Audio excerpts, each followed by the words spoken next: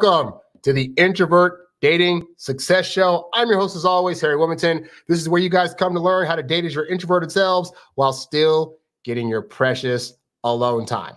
And today's show for me, guys, is a special one because I'm going to be basically showing you guys what I consider to be the Mount Rushmore of content creators. For those of you that don't know, obviously I give you guys dating advice, but before I started giving advice, I was very much lost on my journey, and I was in no way, shape, or form a great dater at all. Today, I know all about how women function and how they work and operate and how to go on dates and how to start conversations, and I'm more confident in myself. But back in the day, in my high school and college days, I did not have a lot of guidance. My dad died when I was 9, so I didn't go into the dating world where I had a lot of guy influence to really help me out with this whole dating thing. And so when I was 21, I had the chance to actually take a break from school. After having years of just bad experiences with women, I did a theater play where I had to go around the country for 5 months. And that's when I started looking up other kinds of content that could beneficially help me in my dating journey to start getting better with women. Because all the advice up to that point had been me listening to women. And if you guys have the same experience as I do, that doesn't typically tend to turn out very well, does it? So I'm going to share this with you guys real quick. This right here is the Mount Rushmore of guys that I started looking at. Well, this guy over here is particularly. This guy's Doc Love, and then there's some of these other guys here in the process. Of course, you guys know Kevin Samuels at this point. That's Patrice O'Neil. This guy named David Wygant, and this is Coach Red Pill, who all these guys have now passed away, some from very tragic circumstances, some from just age. But I think these guys they were really beneficial on my journey. And even as I got really good at this stuff, like Kevin came along in 2020. At that point, I was already great at dating, but just even hearing his insights into women and how they operate, even his stuff this late in the game was still very beneficial to me just as a guy in general, So I wanted to pay homage to these guys today by playing some of their clips and giving my own commentary on them so you guys can kind of get an idea of where I formulated some of my stuff from and some of the things that influenced me. These guys have podcasts, audios, videos all across YouTube and across the internet. If you guys like the stuff you hear today, you can check their stuff out. I'm not promoting them in terms of I don't get money for this. These guys are really, I thought, some of the cream of the crop guys. So we're going to go over these guys today, of course. But as always, guys, this show is ultimately about you. And so if you guys have any questions you want me to answer during the course of this show, you can leave a comment down in the chat. I do have a couple of things I'm going to be going over before I get into the main crux of the show. And the main crux of the show is going to be quite a lot. So I'll go ahead and get to that stuff. Also, guys, real quick, thank you guys that joined in on my webinar last week, the 3 nice guy dating patterns that turn women off and what to do instead. If you were not able to catch that, great news. It is now available as a replay. You can go to the website, click on the link, and you can also go down in the comments section and click on the link is there as well. And you'll be able to go to sign up for that webinar, and you can watch it anytime. So definitely be sure to check that out. If you're a guy that's been considered a nice guy up to this point and are wondering what you need to do to start effectively changing your patterns so you can start getting women and keeping women, then definitely check out that webinar. Also, as always, go to the website for eBooks, audiobooks, programs, etc., etc., etc. All right. So with that said, before I get into the crux of the show, I had some really nice comments left for me this week. I had a couple of guys write me, and I had somebody else leave a testimonial basically about how I've changed their lives by way of my coaching, by way of my videos. In one case, one guy actually had a one-on-one coaching session with him that actually saved his marriage. So I want to talk about that because I think it's good for you guys to see it that people that are listening to my advice are actually getting beneficial, life-changing, life-altering advice that is helping their lives out immensely. So I want to see this. So this first guy, I mentioned this guy on a live stream I did a couple of weeks ago, and he had been the guy who said that he'd been dating his girl for a year, and in the beginning, sex was hot and heavy, And then it started to die down over time to where she wasn't initiating anymore. And so he thought maybe it's because of her birth control, or maybe it was something that he did, but they were still kissing and hugging each other. So he didn't know what was up, right? He didn't know what to do. And so on that live stream, I gave some advice. He followed it, and these were the results. So he said, "Hello, Harry. I wanted to follow up on some advice you gave me on a live stream. You requested I get back to you. I always love updates. So if I give you guys advice on the show and you guys use it and there's an update, please update me." So he says, "My girlfriend and I have been together for 12 months now. She eventually got an IUD, birth control, and around the same time, her sex drive died down. We went from having sex 2 times a day to 2 to 3 times per week. He said, we typically spend 4 or 5 days together in a week." So now some of you guys might be like, "I don't ever get that much sex at all. I'd love to have 2 to 3 times a week." But like, if you're a guy that's with a highly interested woman, they will be coming to you more often than not throughout the course of the week, and every day that they see you, they're going to want to do stuff. So if that starts to fall back even a little bit, it's very noticeable. Anyway, he says, "She also became harder to seduce sexually. I'm young and have high testosterone, so this became difficult for me to deal with.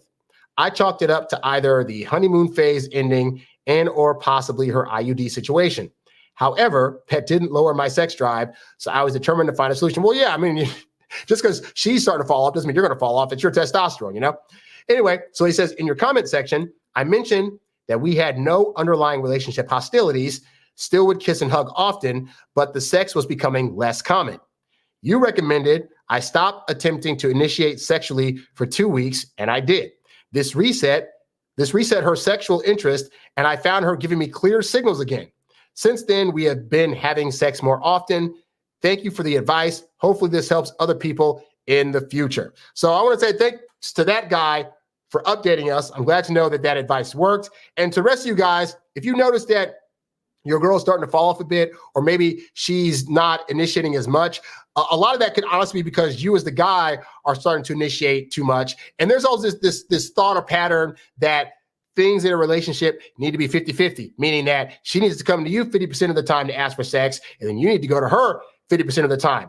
I try to stress to you guys, it is really more like 3 to 1. Like for every 3 times she comes to you, you go to her 1 time. It balances out better that way because women feel things from us 3 times as much.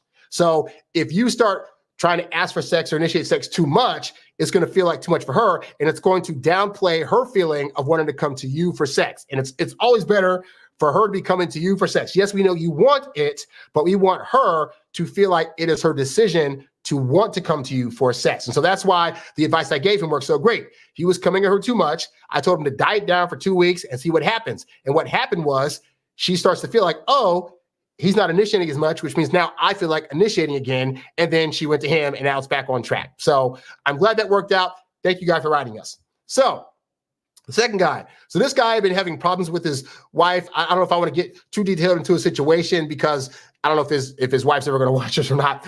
But suffice to say, there had been an incident where, he had been working too much at the job. And so she started to feel neglected. She started talking about possibly wanting to do other things with other people, and he didn't know how to handle that. So I did a live stream where I answered that question. I might have done like a video where I answered this question, right? And then he wrote to me and said he was going to meet up with his wife. So we got into a coaching session. I was able to coach him on basically, I already could tell what he was going to probably do in terms of trying to go to her and try to ask for a relationship and talk about the relationship and feelings and stay, this is that. And that is never a good strategy. Like, guy, you're going to the woman that's about to leave you and saying, "Oh, please, princess, stay." That is not the kind of behavior that looks masculine, and it's going to only make her feel more solidified in her decision to leave you. So I told him some things that I said, be patient. I said, just go there, try to have fun. If she brings up the relationship situation, then you can talk about it, but always keep things lively and upbeat. Don't be a Debbie Downer, like yada, yada, yada. So he ended up meeting with her. He did that, and this is what he wrote me. He said, "Hi, dear Harry. Sorry for being late in the update, but your advices were brilliant and helpful. I got courage, kept my cool, and my wife apologized to me for asking for a divorce for no big reason." So basically she was saying, "I think we should get divorced because I'm thinking about other guys and I don't want to be embarrassed for you, blah, blah, blah," right? And so, and other gurus have said this, so I'll reiterate here but this is something I've come to realize, that part of a guy's job is to take her big problem and make it smaller. And what a lot of guys do is when she comes to them with a big problem, he tries to keep the problem as big as she is because they want to empathize with her. But unfortunately, doing that just makes her think about how big the problem is. You got to think about it like dealing with kids, right? When a kid comes to you, let's say you're playing with the kid and he falls down on the ground. The first thing a kid does is what? The kid looks at you to see what your reaction is. And at that moment, you have a decision to make. If you decide to make a big reaction, oh my God, are you okay? Oh my God, I'm so sorry. Now the kid knows, oh, this is a big deal. I need to start crying. And then they start crying, making a bigger deal. And you're like, I can't quiet my kid down. Oh my God, but you caused it. You caused the kid to make this incident feel like a big deal. Versus if you just, I got nephews and I got a nephew and a niece. So there have been times when I'm playing with them, they'll fall down, they'll tumble over. And in that moment, I can tell if I react the wrong way, they're going to cry. So instead I'll be like, oh man, look, that was really a downfall, wasn't it? Oh my God. And then they'll be like, ha ha ha ha. And then they move on. So it's like, oh, because I reacted that way, no pain, I made it a less of a problem. So she's going to him, I think we should get divorced. He needs to be like, babe, I get it. Like, I was busy at work. I wasn't there. So you know what? Like, if it's not good that you were thinking about other guys, but it is what it is, But hey, you're not thinking about him now. You're thinking about me. We're in this great place together and let's just have some fun. Like, that allows her to be like, oh, okay, this isn't a big deal. You know what? Let's not get divorced. So anyway, she apologized for asking for a divorce for no big reason. And suddenly we discussed everything in detail and came back together again. And now she's going to go to therapy for more help about whatever her issues are. Many, many thanks. So another great guy that I was able to help out. And like I said, I'm glad to be able to help you guys. My whole reason for starting this channel in general is because I didn't have this growing up. I didn't have somebody to guide me through if a woman's doing a thing, if I'm saying a certain thing, why is that reaction there? What does she mean when she says this, whatever. So if I can help anybody be able to figure this stuff out, that's what the end game goal is. That's why I have I think as of now, I have 902 videos on my YouTube channel. That's all about helping you guys. So free videos, in addition to the stuff you can get at the website that will even enhance your learning further, But thank you to that guy for keeping us updated. And then there was a third testimonial, and this person said, just under a random video that I did, she said, I think you are a brilliant human being with a unique gift. In this era, there's thousands, if not millions, of dating gurus of sorts. However, not everyone has the anointing of discernment in general. That's church talk. I know all about anointing and discernment because I went to church as a kid. Unlike most, you genuinely understand the way in which women on average can operate. And this is coming from a woman. Told you guys, women, they can at times be mad that I'm saying certain things, doing certain things. But the reality is I know why they think the way they do. I know why they function the way they do. I know why they say the things that they say and how they operate. And that's a good thing. As a guy, you need to be able to know how women are going to function because of the two of you, you have the bigger risk of losing out if you don't understand them better. They can understand you, but they're going to be hormonal at times, and they're going to be changing their mind every other minute and not always be so decisive, be anxious at times, and they can get away with that. You can't. So the more you know women, the more beneficial it's going to be to your dating life overall. Anyway, she says, you are meant to teach, maybe even in various capacities on various subjects. Not even the best of professors can have a deep knowing beyond what they are just taught to believe. But you have an uncanny wisdom and the ability to convey it. You just may be one of God's favorites. So I just appreciate that. So thank you, ladies, so much for leaving that testimonial and for helping the other guys see that, yeah, if you know this stuff, you can come across in a way that you're not bitter towards women, you understand them better, you're able to empathize with them at times, and that'll allow you to be better with them, and they'll appreciate you for it overall, versus being a guy that's like, I just don't understand, I'm mad at all women, and then they don't want to deal with you, So thank you guys for those testimonials. Man. All right. So we're going to go ahead and get into the meat of the show. Let me just add this here. So what we're going to do now is this. We're going to talk about, I'm going to show you guys clips of let me get down here. Let me get this right. Okay. So what we're going to do now is we're going to go into some of the 5 gurus that have long since passed away that had a great impact on me. And they're going to give you guys some great wisdom today, starting with, you guys know my personal favorite. Kevin Samuels was right. Kevin Samuels was right. Kevin Samuels was right.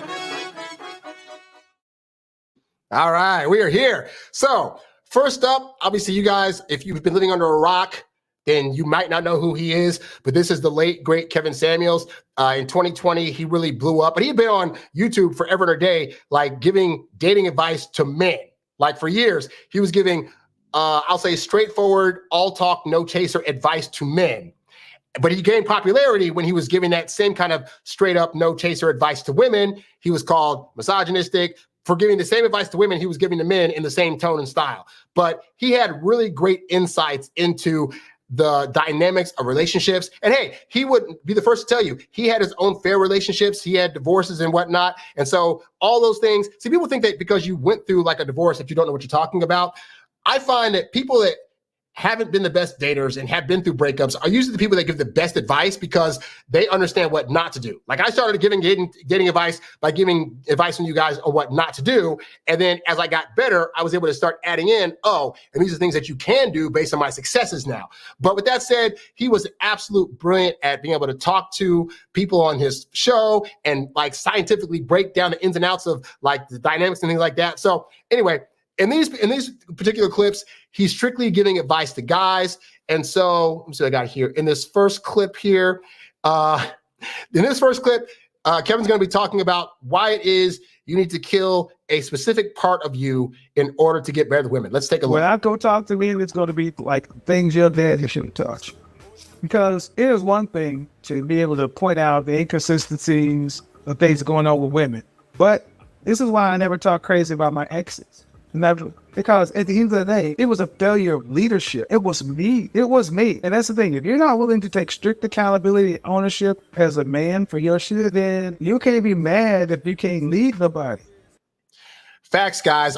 I know I've had guys at times write me on here saying like, Harry, like, why do you always like put the blame on men? And why do you make it our responsibility? And it's not that women don't have a responsibility on their end of things to make sure that their house is in order, make sure their mental space is in the right space to be a good, effective partner for somebody. It's just that in the grand scheme of things, because women are looking at you to lead, if you are a bad leader, you are always going to have bad results. And so the first part of being a leader is taking accountability for the times where you picked somebody that wasn't a good person or that wasn't a good mate, and that you didn't do your due diligence because you were so hooked up on like, I just want to get sex, that you weren't actually looking for red flags. You weren't actually hearing their stories and hearing them talk and seeing if, based on what they've said about their life, if they'd actually be a good fit long-term. So you got to be good at that, because if you don't, you're going to pick the wrong woman, and that's going to affect you long-term. Even if you've broken up with them, it can affect you in many, many ways long after they're gone. You can tell somebody, I'm a general, I'm a leader, go this way. People follow who they choose to follow. You can't get a man that a woman who's not following the bitch in you. You got to kill a bitch in you. And so too many of us are raised by our mothers. You know, we were raised by a strong father. You got to own it. You got to kill a bitch in you, man. That's so true. And I'm speaking from personal experience, because my mom was absolutely great. You know, when my dad died, she had a hard road to have to take care of me and my brother, 2 boys in the house. And so, you know, she did the best she could, but she will tell you, at the point that my dad died, her thing was all about protecting us and making sure we survived to college. All right. So that doesn't leave a lot of room for like being able to let a young man like challenge things or go out there and like, you know, do things that might like end up being more of a danger than anticipated. But like with a guy there, he'd be able to guide us, for example, through those things, you know? And so, yeah, like women are going to do the best they can, but they cannot teach men to be men. And I get tired of when women say like, oh, well, I'm both the mother and the father. No, you're not. You're the mother that's attempting to take on a guy role, but you don't have the wherewithal to actually do the things that it takes to let guys test things out, or to let guys go out there and fail and not run it back up on them trying to pick them up, because that's what mamas do. Daddies will let you fail and say, keep falling till you stand up, you know? And so that's the thing, is that, yeah, if you are the guy like me that you didn't get raised in the home with the dad, whether he died or he left the family, whatever, I feel sorry for you. You are grown enough to fix that shit and to figure out what you need to do. Hey, at 21, I started researching guys like some of the other guys we'll talk about later, and looking at what do men actually do that get them successful with women, because I needed to know that from guys, not from women who have theories about what should work or what feels good but doesn't actually work. You need friends around you who's going to slap that bitch out of you every day if need be. please believe you're gonna have to check that bitch. Because if you start having problems, because a feminine woman, they ain't gonna stay around and do this bitchifier. Feminine women are repelled by bitches. And I've been on both sides. So make no mistake, I don't walk on water. I've done a lot of work on myself, and I'm still doing it. That's why I would say as men, you have to become the man you wish your daddy was. Facts. And hey, real talk, guys, like real talk, all right? Women out here will tell you, oh, I want a guy that's emotional. I want a guy that's in touch with his feelings. I want a guy that's going to be sensitive and all this other stuff. And they're going to throw all this flowery, feminine style language at you because that's how they operate. And that's the only concept that they have of how getting in a relationship works, that in order to be in a relationship, you got to do all this flowery stuff. But they're not able to explain why it is that the guys that don't do that and the guys that are acting more masculine and not crying over every time that she's not able to see him, why they get more attracted to those guys. Because feminine women want guys that are in their masculine. If you're trying to date a feminine woman and you're trying to get her to lead decisions up to her, you're trying to put her in a masculine position that she doesn't want to be in, which means she has to now view you as feminine, which means if she wants a masculine guy, you're going to be out. So you have to get that under control. So that was the first video by the wonderful Kevin Samuels. Here is the second one. And in this one, he's going to be talking about how it is as a man that you need to take better care of yourself. Men who take care of themselves make better impressions on everybody. Pro tip, when you're dealing with high quality women with some style or some class, they look at how you take care of yourself. This is why when I talk about men burning candles around your house, place smelling good, people look at how we take care of ourselves and infer and say, if he takes care of himself that good, if I get on his team, or if he likes me, that's how he's gonna take care of me. That's how. Now that's so true. And the reason some of you all are not having success with women is because you're just thinking solely about the person version of you. Like, oh, I'm a great person inside and out. I care for people. I'm kind. I'm whatever, right? But women are looking at both you and the things that are around you. That means everything from like your clothing to your car to if she's been to your place before. How is your room kept? How is your apartment kept? How is the inside of your car kept? How is your garage kept? Like, are your fingernails clean versus dirty? How are your shoes looking? And if you're not taking care of these other things, women are going to start to think you're not going to be able to take care of her or keep her in a clean environment, you know? And so as a guy, these are things that we tend to throw off because we're like, but the person's more important. But to women, the person and everything else that represents that person is equally as important. If you're not taking care of those things, women are seeing that and saying, this guy's not even willing to take care of himself to look good or to have a lifestyle that, you know, things around him are relatively clean and kept up, then there's no way he's gonna be able to take care of me. That's how women are equating it. So you gotta be mindful of that. It is at work. That's how it is in life. This is why if you actually take care of yourself, treat yourself well, it's one of the best investments you'll ever make, because treat yourself. Instead of thinking about that's wasting money. No. What you're doing is you're pre-filtering the kind of people and the kind of experiences that you want the world to bring you.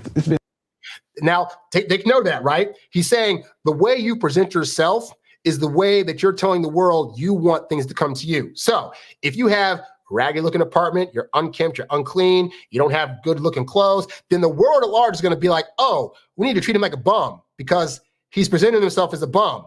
And women that don't want to date bums aren't going to approach you because you look like a bum. Like, they're not going to want to deal with that because they're hoping that they're going to have a guy that is actually taking care of himself and actually looking like he's a man that values himself. Even if you're like, I'm not talking about you having to have a whole lot of money. I'm talking about the way you're presenting yourself says to the world, either I deserve to be treated with more respect, more kindness, and more thoughtfulness, or, oh, the world's got me down. Please continue to kick me, world. Oh, I'm so terrible and dumb. Please don't treat me like I need to be respected. That's your decision. You get up every morning and decide what clothes to put on, how you want your car to look. Is it washed? Is the inside of it clean? Or does it smell like, ex-fast food and have like water stains and stuff in it? Like, you make those decisions. So if you're making these decisions to go out into the world unkempt, not clean, and then you're coming across women and they're looking at you and they don't want to choose you, you can't be mad at them for not buying into the presentation that you are giving them. That is your decision. And scientifically proven and shown,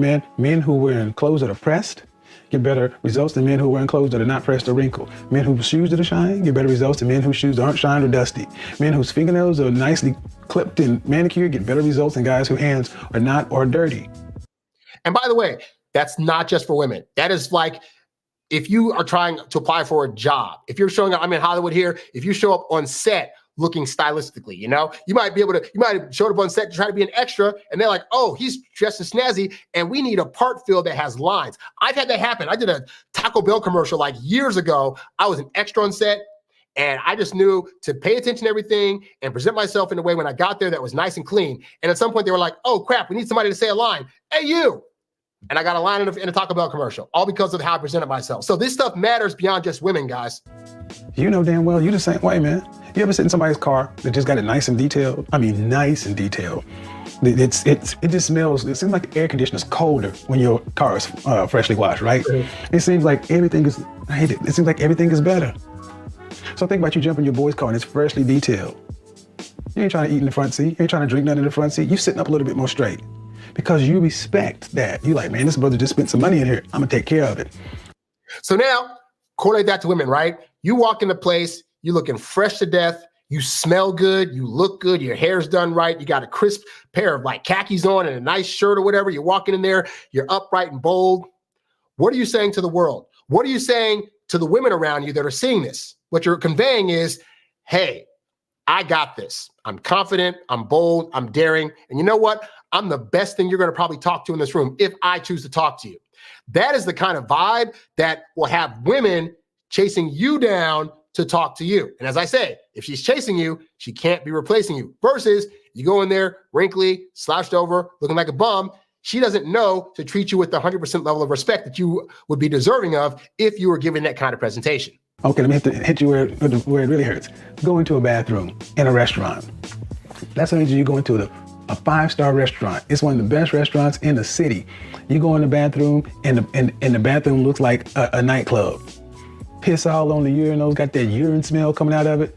You know you've been there, guys. You've been in that kind of bathroom. You're like, I've been in those nasty bathrooms where it's like, I don't want to touch anything in here because I'm going to get some kind of disease. Something's going to jump on me. I have literally like had a full bladder and gone into the bathroom at some of these restaurants, and I take one look and say, I will wait till I get home because I keep my bathroom clean. And for a business, not even. Automatic perception of the restaurant's going to go. But if you have just an average looking restaurant and you go into the bathroom and it's clean, I mean, it smells like your mama cleaned it. Ain't nothing in there. Toilet paper, the toilet roll, I mean, it just looks immaculate. You know, the shitter wraps are sitting on the wall, the toilet paper's right. You go to a urinal, how many times you've gone to the urinal and drip something on the toilet or the floor and you got a napkin or something to wipe that shit up yourself because the bathroom was that clean? I've done that. I'm sorry. I've totally done that where it's like, oh my God. I've been to, like you said, average restaurants. I walk in the bathroom. I don't go back to my table and be like, yo, you got to go to the bathroom. Like the bathrooms are like, if I was a grocer guy, I could lick off the floor and not feel like I'm going to catch anything. Like it's that important, you know? The bathroom of a place will determine how you view. I've had places I just were kind of like, okay, I go to the bathroom, my whole view of the place is altered. So think about, you could be an average, say you're like a short 5'6" guy, a little bitty chubby, but you know how to dress, you know how to smell. Girls might be like, I mean, he doesn't have the height that I want, but something about him. That's what happens when you take care of yourself and you have the proper presentation. Tell me you ain't done that. It's human nature. It's how we are. When we see something that's well taken care of that can normally go either way, we treat it better. Stop treating yourself like a nightclub bathroom. Start treating yourself like you're a high-end bathroom. That was pretty good. That's as good as you get. Stop treating yourself like a nightclub bathroom. Start treating yourself like a high-end bathroom, and you'll see the difference in your life. Come back and tell me your Godfather's wrong. Peace. And the Godfather is undefeated. So yeah, again, rest in peace to Kevin Samuels. That's some great advice, guys. Yes, treat yourself like a 5-star bathroom. And I'm gonna tell you, when I started like understanding like, oh, you know, I mean, these shirts are really, really nice, but I used to like just kind of throw in whatever and, you know, who's gonna care? Once I started getting lessons and tips from like guys like him, or like there's a great guy named Antonio Centeno, who's also a great fashion guy. But like those guys really showed like, oh, like your fashion and how you move about in the world, that's the first thing women across the room are gonna see. And when they're able to see you and see your presentation and how you're standing out from all these other guys that are just slunched over and hoping a girl's going to come talk to them, like that's going to make all the difference. But it starts with you take care of yourself and women will take care of you. So Once again, thank you, Kevin Samuels, for that. We will give the outro to that. Kevin Samuels was right. Kevin Samuels was right. Kevin Samuels was right. So before we get into the next guru that passed away, we have a question in the chat. And the question goes like this. He says, this sounds silly. What if a friend of mine says I'm good looking and he gives me her number? Should I just go ahead and talk to her or just wait till I meet her again? That was a lot. That was confusing. Let me read that again. What if a friend of mine says I'm good looking? And so a friend of mine says I'm good looking and he gives me her number. Should I just go ahead and talk to her or just wait till I meet again? I'll say this. Personally, I think in person is always great. I think that if you got the number, that's fantastic. I don't know how you're seeing her, if you're seeing her on a consistent basis, if you're in school, if you're out of school or what age you are, whatever. But suffice to say that ideally in-person works where you're able to talk to her and say, hey, what's up, blah, blah, blah, blah. If you got the number, great. I go by the old standby of I typically make phone calls. I don't like to text. But if you're pressed to contact her on the phone, whether it's through text or through calling, ask for the date. Like, don't do this whole, I'm going to create and build rapport with this woman in hopes that I'm going to eventually get her to like me, because that's putting the cart before the horse. The goal of taking her out on a date is to take her out to see if you think that you guys are going to gel well enough to eventually get to a stage where you can like her and be in a relationship, right? So whether you know this girl for a long time, short amount of time, whatever, if somehow you got her number, that means she wanted to give it to you. I take it like this. A woman actively giving you the number signals that she wants you to contact her for a date until proven otherwise. So if you contact her and you're like, hey, so I think I want to take you out to such and such, and then she's like, oh, well, actually, I think of you more as just a friend. Then in that case, I'd be like, oh, okay, well, because I got your number, I thought you're interested, no harm, no foul, have a nice day, right? But ideally, if you're getting the number, then she's going to be okay with you calling her up and asking for a date. So hopefully that has less confusion. Somebody in the chat said, I'd say if she asked him to give you the number, then use it to make a date. But if he was just passing it along, I wouldn't. And that's the thing too. Like, you don't in the moment know if your friend said, hey, I got a number here, take it. Or if the friend was like, hey, this girl said, give this other guy my number, take it. So I'd say ask the friend if she volunteered the number or if he had to ask her to get the number to give to you. All right. Those are two different situations, but depending on which one it is, you're either going to be all gung ho. If it's a situation where he just happened to have her number and just gave it to you, I would say wait until the next time you see her and say, hey, by the way, I'm going to hit you up later. Okay, cool. Then you'll just know, So hopefully that helps you out. Thank you guys in the chat for helping me out with that. All right. So on to the next guru that we're going to talk about. And this guy had a major impact on my dating life. And it's this guy here. This guy's name is Doc Love, a.k.a. Thomas Hodges. He passed away in August of 2020. And back in 2002, when I was having trouble in dating, I took a semester off from school to do the theater play. And I just started looking up guys that give advice to guys on dating. And this was one of the first guys that I came across. He still has a show. Like, even though he's dead now, he had a guy that helped him on the show. And so that guy continues to put out stuff from the archives that this guy had. But he has like thousands of shows. He has a lot of videos on YouTube. And if you sign up for his news article, his newsletter, they still continue to send out like weekly newsletters of stuff that he put out in the past. And all of his newsletters were eye openers. He has a book called The System. There are a lot of terms that are talked about in we'll call it the manosphere space, for a better lack of a term, that he came up with. A lot of the ideas that guys talk about in videos, including myself, came from this guy. So things like girls liking challenge. And he's the first one that came up with the idea of like women having interest levels, that it's not just like women switch it on and off. It starts at like 50% and then goes up to 65 and 70 and 75 and 80. Like, he came up with all that stuff. He came up with the term womanese. So when, women speaking womanese, like, that's him. This is that guy, And so I started following his stuff in 2002. I got to call into his radio show back in 2008. And that was a fun little conversation. And I continued to follow him throughout the years. And he was just really great influence. So the clip I picked out for him, he talks about a thing that a lot of you guys have issue with, which is paying for meals on dates And then he also goes into cell phone usage on a date in terms of like when a girl's using a cell phone. And this guy, in this particular clip, this guy had left a comment on Doc Love's Facebook page. And so they invited him to come onto the show to air out his grievances because he was very much against the idea of men paying for women on dates. So you're going to see this clip, and I'll stop along the way to give my commentary. Here is Doc Love in action. Alan from Florida had done a post on there, and Alan had suggested that, you know what, guys pay way too early. Doc, what you always say, of course, is a guy should pay early, find out if the woman is a giver or not. But Alan said right from the jump, don't do it. Guys are paying way too much. Women earn their own money. And I invited Alan on the show. We invited Alan on the show, I should say, to talk to you live about that. Now, that's a common thing, and I hear that too, like, oh, I don't want a woman to use me for my money, and like, they're all just gold diggers, so why would I pay? So it's interesting, like, Doc Love's advice was that the guy should pay. So we're going to have this discussion between the guy that left the comment and then Doc Love and see why he gets to where he's at. I don't want to dump $300 into a woman and then find out that she's a selfish taker, and then I end up by dumping her and I lose all that money. Are you saying, okay, I'm saying this, though. Why don't you go to inexpensive things? Well, I do. For example, I always suggest Starbucks for the first time. Right. And if they don't want to go there, I say, okay, you know, what we can meet for a drink, you know, in a restaurant. You can tell this guy is very much nitpicky with his money. Like, okay, if you don't want to do coffee, I guess we'll meet up for a drink, but only one drink. And it's got to be happy hour, so it's got to be like a $10 special. Like, he's so freaking out. Guys, I will say this.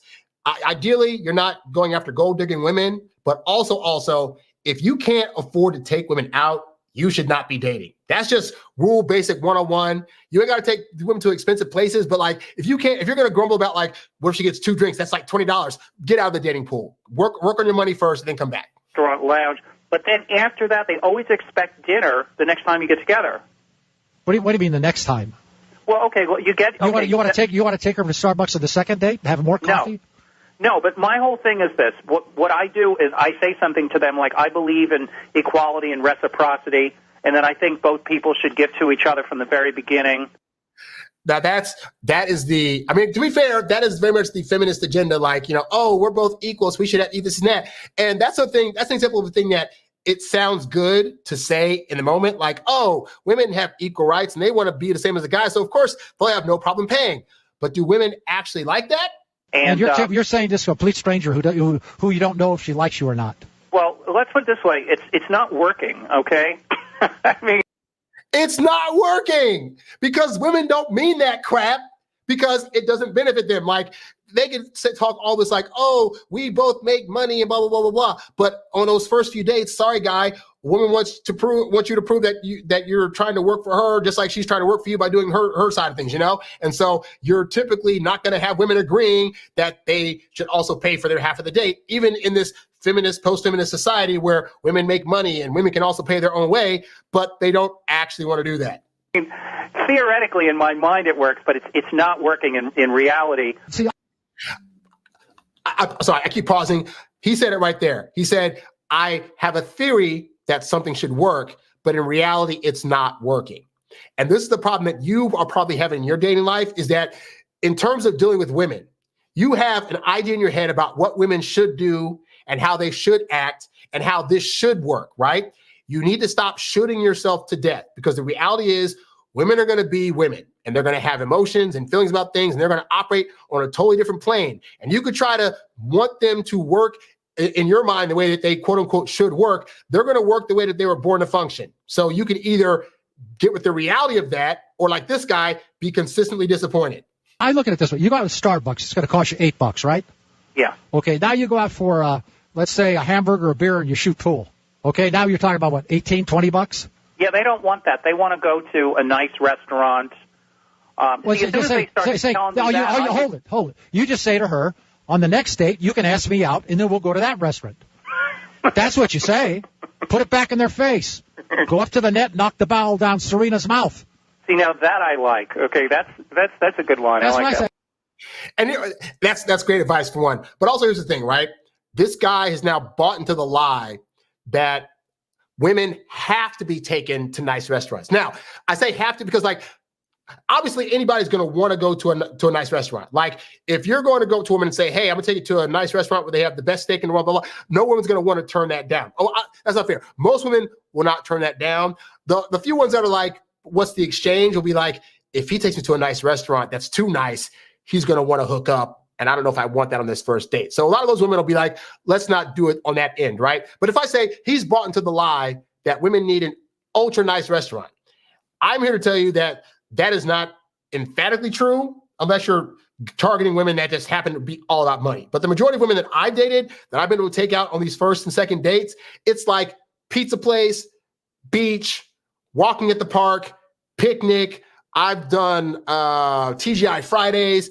I've done P.F. Chang's, which is a bit nicer, but that's because I wanted to go because I was in the mood for P.F. Chang's. The woman that I went out with would have been fine with anything we did. She just wanted to meet up with me. Like, you don't have to go on these uber expensive dates in order to impress women, because those first few dates are supposed to be about getting to know each other, getting to see if you guys vibe well. And a lot of times for women, throwing too much money at it can be a distraction. Now, the ones that just are all about money and don't care about you, they'll take that up. If you just happen to be dating those kind of women too more than often than not, then yeah, your vision and view of what women actually need on these dates for it to work and for them to fall for you is quite skewed. Because in my personal life, that has not been a thing. I've gotten into a relationship with women where we barely did any kind of date. It was like, come to my place, hang out, have a good time, make out here and there, this and that, and then maybe we'll go to the movies. Maybe we'll go get a pretzel. Like, it ain't got to be a lot, but you have to have that game. You have to know the dating pattern that you need to put into effect in order for that to happen, which if you need to learn that, you can go to my website and click on my webinar, the 3 nice guy dating patterns that turn women off and what to do instead. I said, on the next one, we'll go to that place after you ask me out. The other thing, too, is sometimes I'll even say something like I'll try to take them to places where they can't run up a big bill, because sometimes they'll order 2-3 glasses of wine, and then they'll start ordering dessert and everything else. And I figure this is somebody who doesn't care about me. Otherwise, why are they trying to run up a bill? And see, this is also why it's your job as the guy to do the due diligence of picking out a place. No more leaving these dinner decisions to women, all right? You scope out the place. So if you happen to scope out a place that has expensive steaks and has expensive alcohol, you cannot be like, I'm going to pick this place for us to go, and then be mad at her if she chooses the high end of the menu. Like, to be fair, a good woman that wants you just for you is not going to probably go to that end of the menu. But the fact is, you're picking a place that has that possibility. At that point, sorry to say, guy, it's your fault if she goes there, because you could have easily picked a place that didn't have high-end stuff on the menu. Like, for example, here in California, I like pizza. I could take a woman to like CPK, California Pizza Kitchen, and their drinks don't run that highly expensive. Like, the most expensive drink they probably have is like maybe $15-16 or whatever like that. So, but you can also learn to better pace out the date to where they're not ordering 3, 4, 5 drinks. That signals a guy that is taking a woman out on dinner dates that are probably like 2 or 3 hours. If you're going to do dinner as a first date, guys, your first dinner date shouldn't be more than 45 minutes. She should not be able to drink 3 or 4 glasses of wine in a span of 45 minutes unless she's an alcoholic, in which case, not to take her out again. But suffice to say, like, you should be pacing this at a different level so that way you're able to like monitor the amount of stuff she's able to buy. Like, that's your job, Guy in the chat says, in my experience, if a woman truly wants to get to know you, she's not going to care much where you go eat. The meal ticket chicks are the ones that want treated. I do hibachi or Mexican off. Oh, hibachi is great. We have Benihana's here in California. Oh my God, I still have a birthday coupon. Shout out to Benihana's. If you sign up for their birthday club, when your birthday comes around, you can get it's basically like a buy one, get $30 meal off coupon. I use it every single year. It's fantastic. But anyway, yeah, that's the point. Yeah. Like, women that want to actually get to know you for you aren't going to be hung up on the restaurant, but that's still, you're choosing to do this high end because you think you have to. And I'm telling you, you don't. And Doc Love here is saying you don't. Good point. But then now you get rid of her. That's a third date. So you got Starbucks, which is $8. You got the pool and the beer and the hamburger. That costs you $22. And now so by the third date, you're out of here. Yeah. Well, I guess if you look at it that way, it's not that bad. Yeah, I don't say take her out 10 times and you're dumping $150 on dates. Now, I know a lot of rich guys do this. I got a lot of guys are making $150,000, $250,000. He said, "What do you mean go to Starbucks and spend $8? I want to get rid of the mercenaries." I was talking. And by the way, those guys are messing up too. Like you guys out there that have money and are rich, I get it. You see all this stuff on the internet talking about, oh, women want a high value, high status, high making money guy. And so when you get the money, you're like, great, now I can basically buy women. Like I can take them out. I can take them where I want to take them. I'll show them this extravagant lifestyle.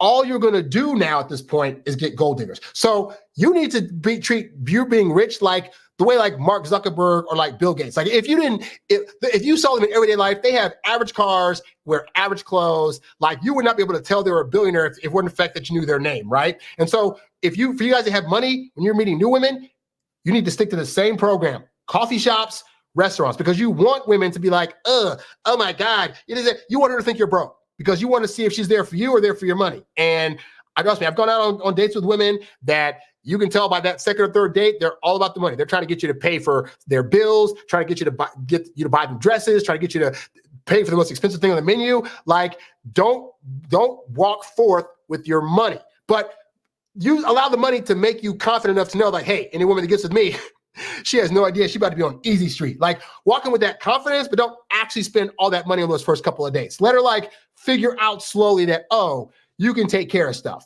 To a guy last week, he sent me this girl's profile, and at the top, you better make $100,000 a year or don't call. You don't have anything to do with that girl. Like, girls are saying this on their profile, and dudes are still dating them, and then be like, but she was a gold digger. If they're telling you up front they're gold diggers, what makes you think she's not going to be a gold digger? Once you smell that this girl wants to spend a lot of your money versus find out if you're a good guy that I could fall in love with or not, you're out of there. And that eliminates, unfortunately, a lot of these women. The other we need one good one. You go, Doc Love. So yeah, this is the thing that you guys don't get, or some of you guys don't get, right? Is that you're thinking the girl in front of you, I have to make it work. I have to do all the things, I have to pay all the money, I have to get her on a good dinner meal that's over $150, because if I don't get her, oh my God, what's going to come next? And then you say things like that guy, but so many women are going to blah, blah, blah, blah. You only need one woman for it to work out. Like, unless you're polyamorous, you need one woman to come along and do this. So sometimes it might take you like 5 dates. It might dating 5 different people. It might take you 10. It might take you 20. And you might be thinking on each date, man, is she going to come? Like, this one was a gold digger. This one was a gold digger. This one wanted an expensive restaurant. This blah, blah, blah, blah. You only need one. So, but that's the point also, is that if you're trying to get to the promised land of that one person, you cannot afford to keep taking every single woman on these highly expensive dates. So coffee shop here, maybe a little pizza here, this and that, but you're not trying to do like $300 dates on every single new person you meet. Yeah, I'd be bummed out about dating too if I did that crap, which is why I don't do it. So learn to better budget in anticipation that inevitably the one that you need to get with is going to come, but it may take a little while. Well, but Alan, you got to go through 30, 40, 50 women. I agree. The other problem is they want to bring their cell phones with them. Let her bring the cell phones. And if she makes one call, you never take her out again. Finish the dinner, go out to the car, and say, that's it. Never take her out again. It's the rudest, crudest thing when a guy's buying you a meal to sit there and talk to your girlfriends. By the way, the second rudest thing is a woman arriving on date after date and not being on time. And I have literally dropped women because, that first date, hey, traffic happened, this is that, it is what it is, right? I was in California for the first 4 years of my life here in California, and I did not have a car. And yet, magically, I managed to get everywhere on time, including to dates. I would catch the bus from wherever, 2 or 3 hours away. I'd be able to get there earlier than her. And yet, all these women I was dating at the time couldn't get to the thing on time. In hindsight, maybe they had low interest. Maybe they weren't that hopeful that a guy with no car they're going to want to date him. But suffice to say, like, those women got dropped by me quick, which I'm sure felt kind of weird. Like I'm the one without a car, and yet I'm dropping them because I don't find them to be qualifying enough for me. But that's the point, is that regardless of your station in life, if you walk around like that, like, you have to walk around as if I have abundance, and if this woman doesn't want to act right, I will find somebody else. That level of abundance will allow you to get rid of women, knowing that there's going to be another one around the corner that's going to act right and be better. You wouldn't say something up front to them? She's out. I'm not going to train her. She has no manners, no social skill, no consideration, no thoughtfulness, no manners, no class. I'm going to change her. So if you sit down in Starbucks and they pull the phone out and sit it down on the table, is the date over as far as you're concerned? When she sets it down, say, do me a favor, would you turn the ringer off, please? And the trick I would do on dates was like, let's say I always get earlier to places than my dates would typically get, right? So I would sit there and I'd wait for them, and then they'd walk up. I get up, hey, nice to meet you, so-and-so, give them a hug, sit down and say, real quick. I'd say, real quick, let me turn off my phone real quick because I want to make sure that I'm paying attention to this date. Hey, so what's going on? And what I would find is that if I did that, usually the next move, especially for the women that were highly interested, they'll pull out their phone and be like, let me turn mine off too, blah, blah, blah. Boom. That gets rid of me having to say later, hey, could you please not answer your phone? Hey, could you cut your phone off? Because now I look butthurt. Now I look like I'm like being cranky and angsty or whatever, So I do it at the beginning. Now, at that point, if they don't do that and a call comes in later and they decide to pick it up and answer it, again, I don't make a fuss. I just take observation. And I know that from this point forward, I'm probably not going to see them again. But I can find somebody else better, so it's fine. She says, I got to look at the phone when it rings in case it's like an emergency or one of my kids calling or something like that. You can't find her on the kids. Right. So she says if it's one of them, if it's one of them, or if I think it's important, or if it's work or something, I got to answer the phone. They've rammed these cell phones down us, I tell you. And nothing's that important. There are no emergencies. Do you tell them, listen, I don't want you just say that. No, she says, and you go through it, and if the phone rings and you're listening to the conversation and she's talking to one of her ding-dong girlfriends, I'll never go out with her again. You see that? Now look at that. He said basically like, nothing. At the end of the day, look, women are going to try to come to you and give you all kinds of reasons why they need to have the phone out. Oh, if my job calls me. Oh, but you know what they're really doing? Because I had a couple girls do this and they told me this was going down, right? Is that sometimes when women go on dates, they'll tell their friend, okay, look, I'm going on a date with this guy. I don't know how it's going to go. So around like the 30-minute mark of the date, I need you to call me and say this particular word. If I say this phrase, it means that this date is going awful, and I need you to say something that's going to allow me to tell this guy it's an emergency and I can go home. If I say this other phrase, it means the date's going well and there's no need to panic. I'm having a good time, right? I've literally called women. I remember on a date with this girl one time, it was the first date, and she got a phone call midway through, looked at the phone, like, oh, just blah, blah, blah, blah, blah. And I literally said to her, so is that like the phone call to get you out of this date if it was going bad? And she's like, yeah. See, when you know women, this becomes fun versus frustrating, But suffice to say, like, woman that's on a date with a highly interested, the guy she's highly interested in, she's not going to try to get out of that date. So if she's saying, oh, she sees you and like, oh, well, I got to keep my phone up because, the kids, if you shouldn't be dating single moms in the first place, but like, oh, the kids might be at home, or oh, my job, this is that. Understand that's probably a girl that has very low hopes for this date. At that point, still try to go through with it and just, try to be lively and be the best person you can possibly be in that moment. If the phone rings and she happens to pick it up, that's not good. And at that point, you could be like, just cut the day short. Be like, okay, great. Well, I got a really busy morning tomorrow, so let's just go ahead and get out of here. Because at that point, you're wasting your time and her time. There's no need to spend money on this chick that is using her phone. And for you guys that are like, but what if she pause? I don't care about if she gets mad. If she thinks I'm not being fair, how dare I tell her to not have her phone on? You know why I don't care? Because I took time out of my day and bought some cologne and put on some clean clothes and spent gas money to go to a restaurant to show her a good time that I'm paying for. All I'm asking her to do is show up and enjoy the ride. If she's going to disrespect me by trying to talk on the phone or text other people as if I'm not there, this date is over. And I will, again, find somebody else that will understand what I'm putting forth in this date and respect it and show her a better time instead. But you as a guy do not have time to hope that the woman's going to have a better time on this date or that she's going to get to see that I'm a really good guy and she's going to put her phone away. Like, that's not your job. Your job is to show up the best you can. If she starts being rude, you can also be like, it's not my job to end this date and go home and play some video games. Have a good time, Combination of those two things that makes things a little bit difficult out there. But they expect men to pay. It's like they automatically assume that the man is paying. Yeah, just take them to inexpensive places. I tell you, 2 out of 5 women that go out with you have low interest level. They just want to eat. Hey, do me a favor. Yeah. Just put on a happy face, let them do what they want, and never call them again. Got it. What you see is what you get. You're not going to train them. Oh, gee, you're right. I had the cell phone out. That's really rude and crude. I'll never do that again. Is that ever going to happen, Alan? No. No, not that often. Thank you for calling. So yeah, that was a little taste of Doc Love. But yeah, guys, like, look, it's not your job to train these women. Okay. Yes, if you get into a relationship, at some point as she gets to know you, she's going to want to know your ins and outs, and she will start to learn how you are. And it's sometimes part of that process, she might realize like, oh, he doesn't like when I do this thing, or I have this certain habit over here. Let me get better at this. But ultimately, guy, you take women as they are. And so if on a date, she's being rude, or she's on the phone, she's ordering the most expensive thing on the menu, she's, talking crap about her ex, this and that, like, this woman is not going to get better just because she has a building interest in you. So don't be in the habit of trying to think you can just train women. Like, the reality is they're going to come as they are. And so you could try to work with that and hope you're going to be better, or just be like, oh, so from date one, she's already showing red flags and she's being rude and I shouldn't deal with this anymore. Yes. Sorry, little head down there. I thought we were gonna have a good night, but you know what?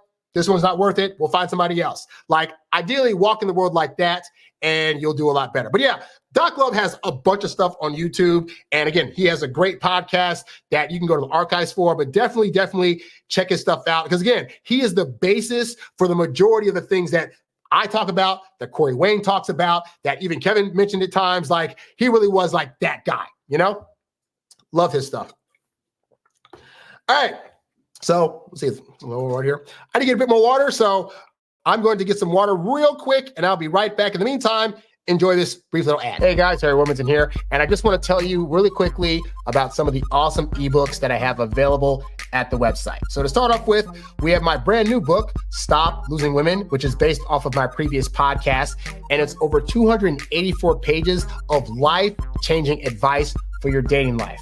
You're going to discover in the span of these pages the ins and outs of how to become more confident, the do's and don'ts of how to attract women, how to pace yourself during the dating process, and ultimately what it truly takes for you to be a more confident dater, so that way you can get out there, attract women, and more importantly, stop losing women, okay? The other ebook that I have on my website is called No Girls For You, The Ultimate Guide to Losing the Girl of Your Dreams. This is the first book that I ever wrote, and simply put, it is a 12-chapter masterpiece that is designed to, in a very funny way, mind you, guide you through the ins and outs of why all the things you're trying to do right now to attract women can actually cause you to lose them. I mean, things like being the nice guy, overextending yourself, getting too many gifts, too many compliments, and a variety of other things that you may think as a guy I should be doing. This funny book's going to help you figure out once for all why you should not do those things and how to better yourself instead. So be sure to check that book out as well. The other book that's been very popular at my website is called Texting Like a Boss. This is where, for all you guys out there that have problems texting women or don't understand why she starts off so chummy in the terms of the texting things, and then she starts to kind of go away and you can't figure out what's going on or why, or you're not an efficient enough texter to be able to actually get dates by way of texting. Well, this book is going to give you 21 do's and don'ts that are tried, true, and tested, so that way you can get the results that you want with women when you're texting them, and ultimately not do the wrong things that are going to cause her to eventually ghost you in the texting realm. All right, so check that book out at the website. Lastly, my other popular book that I have there is called 10 Steps to Winning Back Your Ex, the step-by-step, no-nonsense guide to reconnecting with an old flame, regardless of who ended the relationship. And so for you guys that are like, hey, I think I lost a great one, and she left me and I want to get her back. Or you might have been the guy that's like, hey, I dumped her and then I realized I made a mistake and I want to get her back. Well, this book covers both of those scenarios in a very detailed step-by-step way that is designed to allow you to figure out what you did wrong, how you can show up better, and the sequence of events you need to go through in order to effectively win back the woman that you are no longer with. So if these things sound like things that'll be helpful to you, then definitely go to introvertdatingsuccess.com, click on the products tab, where you can find a summary of all these books as well as my various programs, and they will be more than happy in helping you figure out whatever part of the dating journey you're on, so that way you will not be confused and you will ultimately be able to have the dating life that you want. So check those out at the website today. All right, we're back. So let's get on to the next person. By the way, guys, even though I'm going through these gurus here, as always, the show is about you. If you have any questions you want to ask me that you want me to answer, then leave them in the chat. I'll either get to them in between these segments or at the very end as well. All right, so the next guy on the list here is, Yeah, this is a good one. Okay, hold on. So let me just add my screen back here real quick here. Next up on the chopping block, Patrice O'Neil. Now, Patrice O'Neil was a very popular comic in the early 2000s, and he also had a radio show with a friend of his named Opie. And there is so much audio on YouTube of Patrice O'Neil doing this show where he's just doling out advice after advice after advice to guys. And a lot of it's in very brash, harsh language. And a lot of times he's talking to women on the show and arguing with them about why their thoughts about dating suck and why his are right. But his stuff has been so influential. Like Kevin used to mention him a lot. A lot of the other guys that talk about dating stuff now always say, oh, remember Patrice O'Neil said this is that. You can find animated shorts where people have taken Patrice O'Neil's audio and made little skits into it. And so he had a lot of great stuff to say. So in this particular one, he's going to be talking about comparing the relationship of Oprah and Stedman versus Angelina Jolie and her husband at the time, Brad Pitt, because he died in 2011 when they were still together. So let's take a look at what Patrice O'Neil had to say about that. And about what y'all think makes us attracted to you.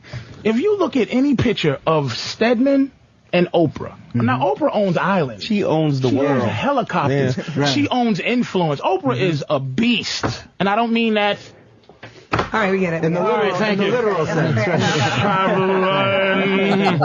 She is, but if you look at any picture of Oprah and Stedman, Oprah is always curled up in a ball next to Stedman. She's always in the picture with Stedman. Stedman's never Mr. Oprah.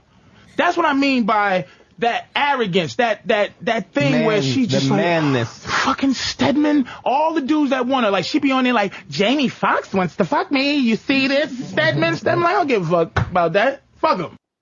You know, that's so true. Like every time I've seen Oprah and Stedman together, it's weird because like Oprah's got the money. Oprah's got billions and billions of dollars. Stedman ain't no slouch either. He's got his like millions, if not hundreds of millions of dollars, but he ain't Oprah rich, right? And yet I never get the feeling or impression that Stedman is simping for Oprah. I mean, one, he's taller. So yeah, I found pictures I was going to show in here, but like, suffice to say, she's usually leaning against him or like looking up at him. Like I always get that feeling of them. Like Oprah ain't running the show in their relationship, even though to the world, she's Oprah, but at home, you know?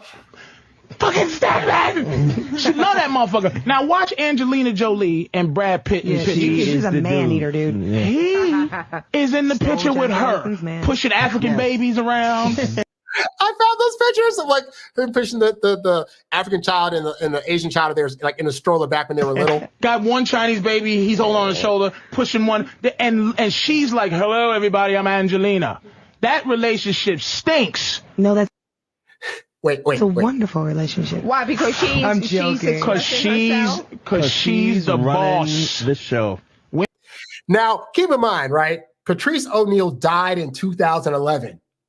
He had no way of knowing that Angelina Jolie and Brad Pitt were going to eventually get divorced. But just by looking at their dynamic, he could already tell that she was the one wearing the pants in that relationship. But here's the thing. Women don't like to be the boss. You that's don't. Not necessarily true. You hate, at least in your manhood. I think. Yep. He called it, women don't like being the boss. So people, because see, women look at like that relationship, for example, be like, oh, Angelina Jolie, oh, go girl power. Oh, they're both 50-50 it and both wearing the pants, this and that. But did she actually want that? Or did she want Brad Pitt to step up and not drink so much and be that guy that was going to be able to lead the family in a way that she felt safe for?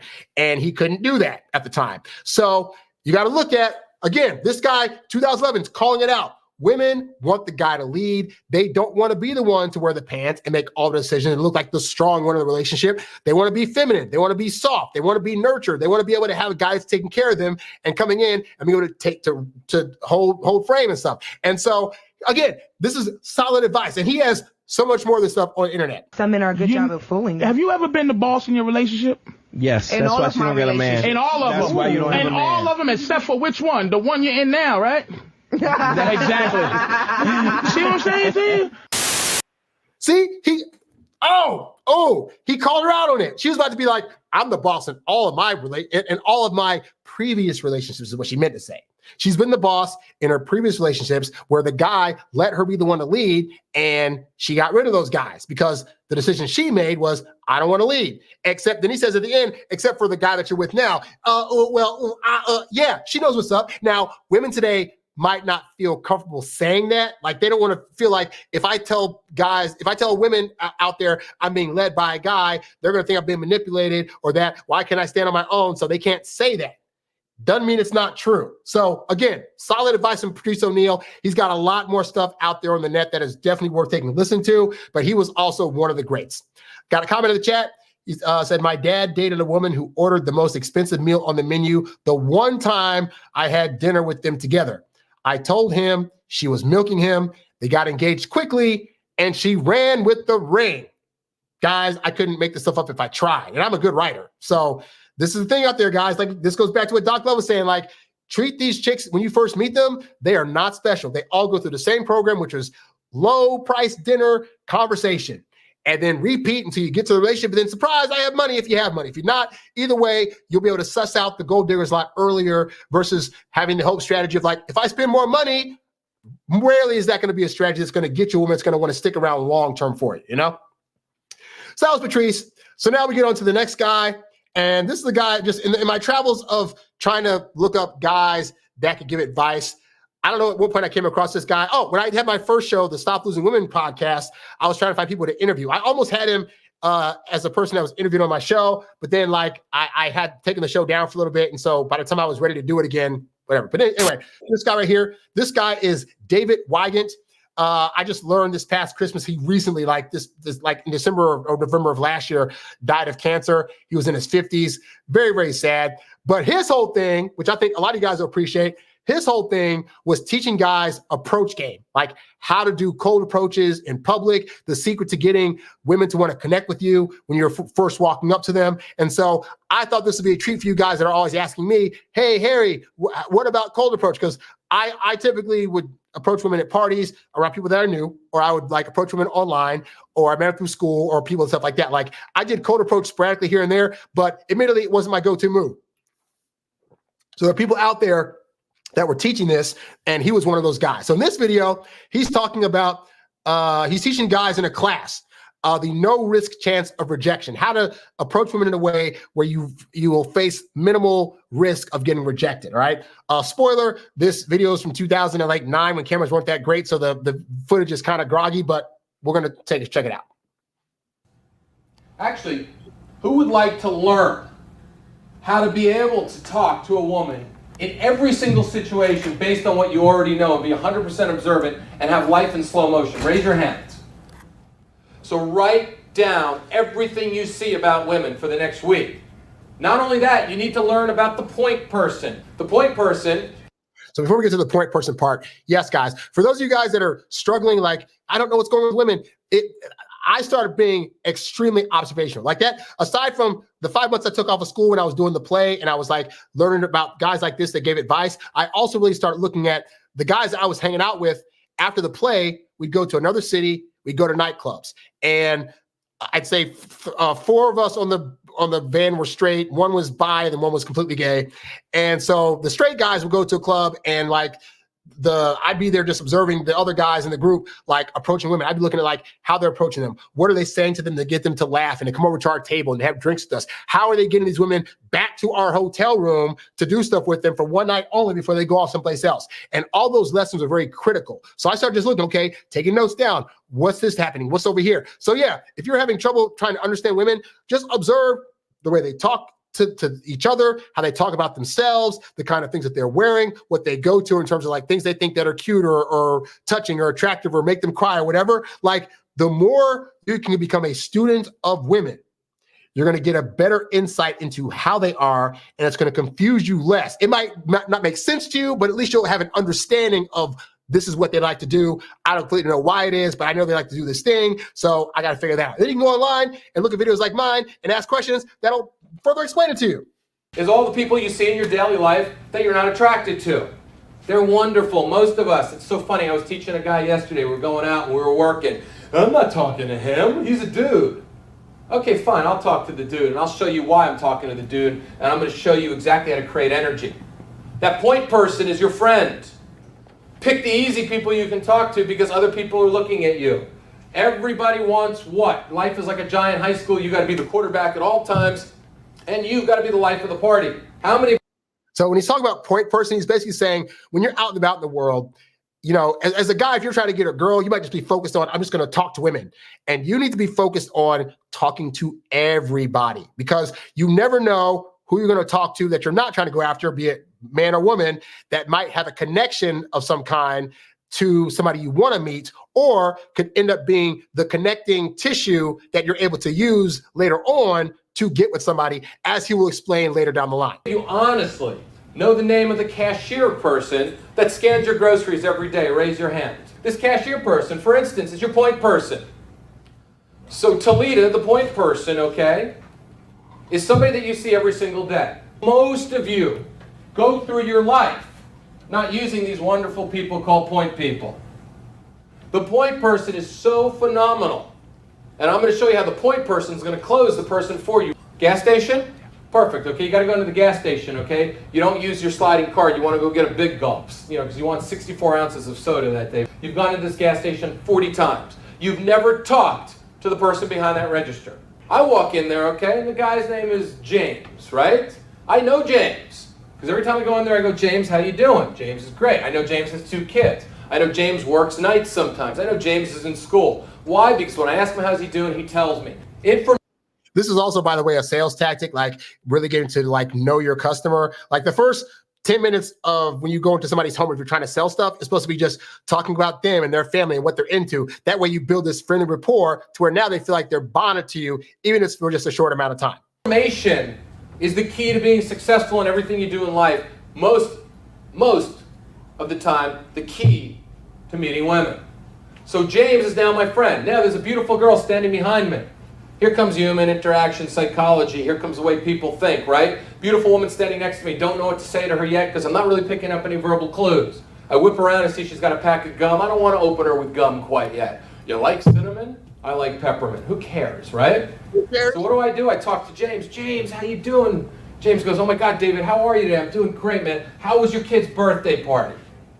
Oh, my kid's birthday party was great. Meanwhile, James is ringing somebody up, ignoring them, right? Talking to you. Girl behind you is starting to think. This is what they start to think, psychology. If I am there in line, Derek, right? And you're behind me, or actually you're in front of me, okay? And all of a sudden, James is ringing you up, right? And James is ignoring you and talking to me. Aren't you going to wonder who I am? How come James is so nice, right? So what's he setting up? He's setting up a scenario where it's like that thing like if you go to a restaurant or a club enough times and you start to know people, then every time you walk in, it's like, oh, hey, Harry, hey, Bob, what's going on? Now, if you walk in with a new person or if a random girl sees you walk in and the first thing she sees is the bartender being like, oh, hey, so-and-so, what's going on? She's going to be like, what's that about? Like, why does everybody in here know this guy? And more importantly, why don't I know this guy? How is it that I don't know this guy and yet everybody in here seems to know this guy? He must be an important person. I need to get to know him. So without you having to do anything, she's already forming in her mind that you are an important person worth getting to know. And that's going to start building the tingles in her before you've said 2 words to her. How do I know this? Because I've done it. I've gone to parties where I've been able to know people around me and I've been able to quote unquote peacock for an hour or so just by like conversing with other people, having a good time on the dance floor, whatever. And then at some point when I get near the lady, it's like, oh, she's already ready to talk to me because she's the only one here that doesn't know me and what's going on. And that is a great way for you to be able to have girls coming up to you, because if they're chasing you, they can't be replacing you. So if they're coming to you based off of you knowing somebody else, then that's all to your benefit, which is why it's good to talk to people at large when you're out and about in the public. Now, if you're an introvert, I get it. That can be a hard thing. I would say if you have places you regularly frequent, at least try to get to know those people because you see them enough to where they're not complete strangers, but knowing those people could help you immensely in the future should a woman happen to come to the same place that you're at and she sees you conversing with these people. He doesn't treat you like that. You've seen James 100 times. James just gives you the attitude, 429. That's it. Because you never took those 2 seconds to get to know him. James is your point person. Because now the girl standing behind you is doing the same thing Derek just did, wondering how come James doesn't treat me like this and who is this person? So now you turn around and you look at her and now you bust her exactly what's going on in her head. Do you know James? No. You want to meet my friend James? What's your name?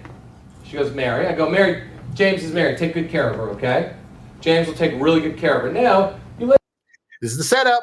He's setting up. Now he's bringing her into the thing. And also, this will be like an example of like, there's a whole thing called negging out there where it's like, oh, you're supposed to make a woman feel like she's less than by insulting her and blah, blah, blah, blah. We don't want to do any kind of negative like negging, right? But the jokey version of negging where it's like, oh, how do you not know James? Oh, you didn't want to get to know James. Like, that's a way where it's being jokey and jovial. Because now she'll feel like, I guess I should have gotten to know James. My bad. But like, that's a way to be jokey with it versus being insulting with it. Let James ring up other people and you just start talking to her and go, how come you don't know him? It's teasing. It's fun. I don't know.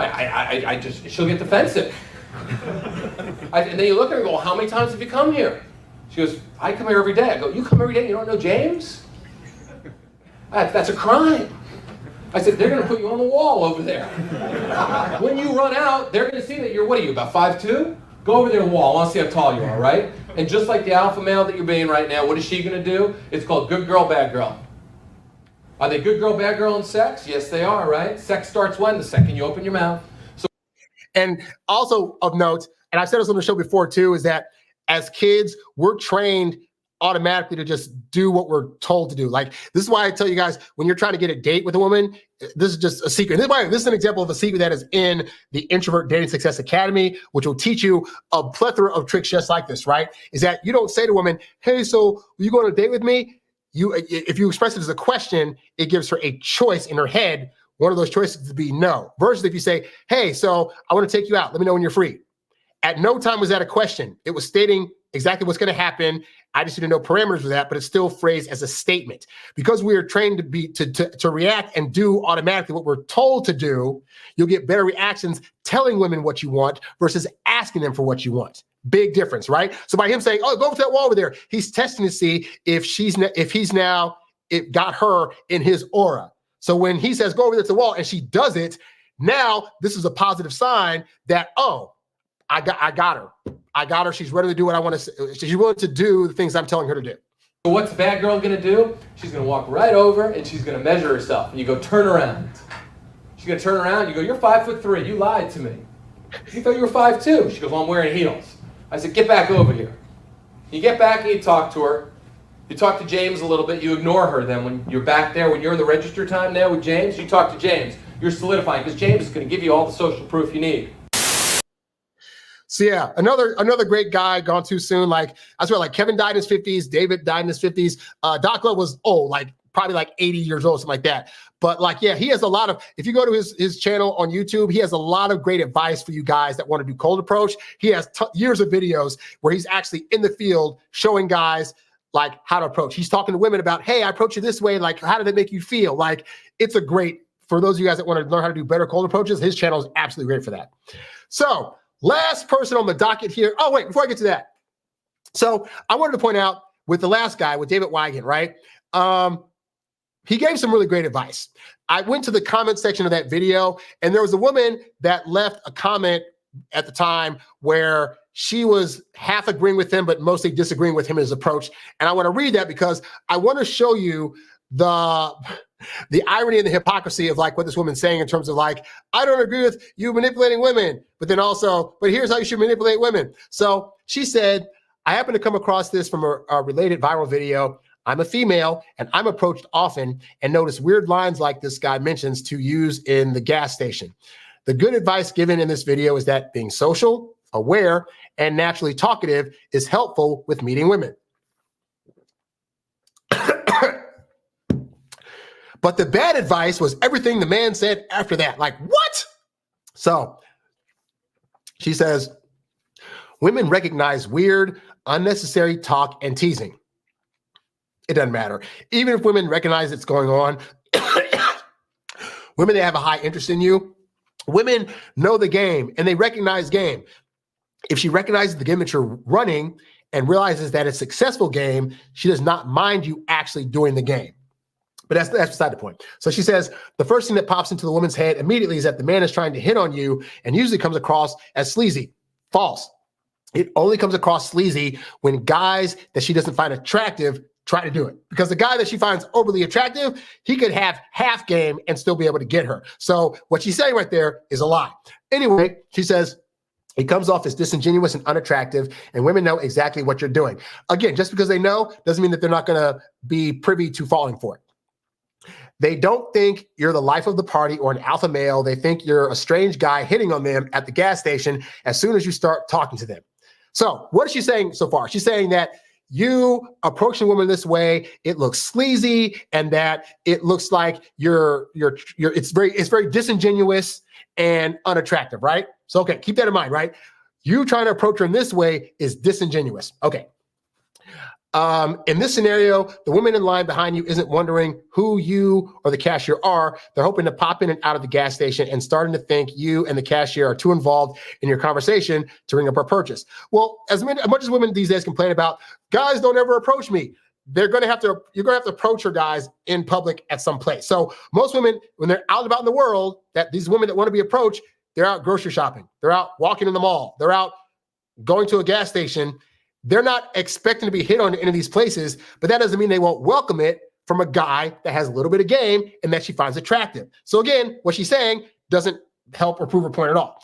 But then she says, in this instance, the better response would be to pretend, she's saying this, would be to pretend to just notice her presence, smile, casually apologize, and move to the side and continue your conversation around her and find a way to make her a part of the conversation. So what is she doing right here? She said basically the way that this guy told you guys to go about it is disingenuous. You need to go about it in this way instead, which will feel more genuine, even if it's not. Like she says, for example, used to say, it sounds like your kids are a handful, James. I don't have any kids myself. I admire people that can balance work and family. What guy would ever say this crap? Which seems hard. And then turning to her, do you have any kids? Do you find it hard? Asking for her opinion and input on something is your best bet to start a real, genuine conversation and take things further on a personal level. Otherwise, you're one of the many that hit on the same woman all day long that she brushes off like minor annoyances. Just the truth. But so she's telling you guys, hey, instead of being disingenuous by acting like you care about James and trying to, get on the conversation, be disingenuous by asking about her kids. And if you find it hard, and then asking for her opinion that you're supposed to care about, even though you actually don't care about it since you're just meeting her as a stranger. So if we're going with this woman's point, both of these ways can be considered disingenuous because in both these situations, you don't actually know the woman enough to actually really care about her or her opinion on anything. But what she's saying is because the second one feels more genuine, that's the one you should do. And that's the point, is that you guys, the goal is to come across as genuine in these moments, even if in that moment you're like, I could give two craps. Now she's saying, well, women are gonna be able to read. Women don't care. Women are looking for you as the guy to create the fun experience that's going to allow her to have a fun, vibrant conversation that could just happen to result in her wanting to give you the number and her happen to want to go home with you. That's what's going on here, right? So this woman ultimately has no idea what she's talking about because she's thinking, well, don't approach women this way because it's bad and unattractive. Approach them this way because it's also disingenuous, but it feels better.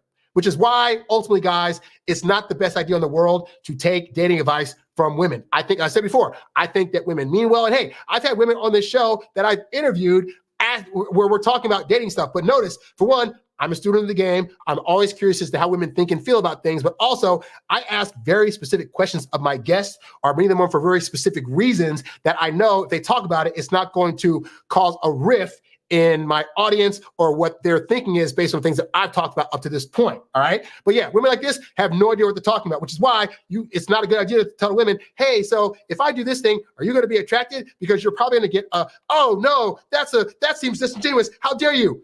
But men that have a plan of action going in are the ones that win, much like this guy, which is why you need to go to my website, click on my webinar, the 3 nice guy dating patterns that turn women off, because that's the start of you learning what not to do and what to replace it with instead in terms of your dating patterns to get better advice. Because again, a man with a plan of action is always going to win with a good plan of action.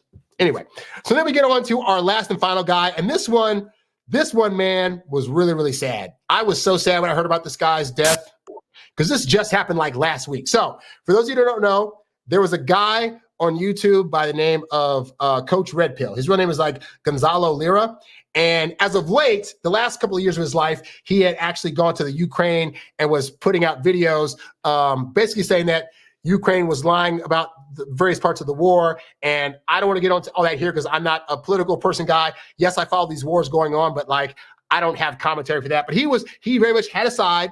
And so the Ukrainian government ended up arresting him, putting him in jail, and then he got sick and they tortured him and they beat him, and now he's dead. So this is one of those things you're like, just like, Kevin Samuel spoke the truth. Like a lot of these guys that were out there just trying to speak the truth about how the world works, like have severe, dire consequences happen to them. And this is one of those guys. So, but before he was doing all the talk about the Ukraine and Russia stuff, he was on YouTube known as Coach Red Pill, and he was spitting facts. And I read something on the page where he did an interview, and he said that basically he had all this advice he wanted to give to his younger sons because he was married and had 2 kids. So I just want to point out all these people that say like, oh my God, these red pillars, blah, blah, this and that. Like Kevin died helping somebody.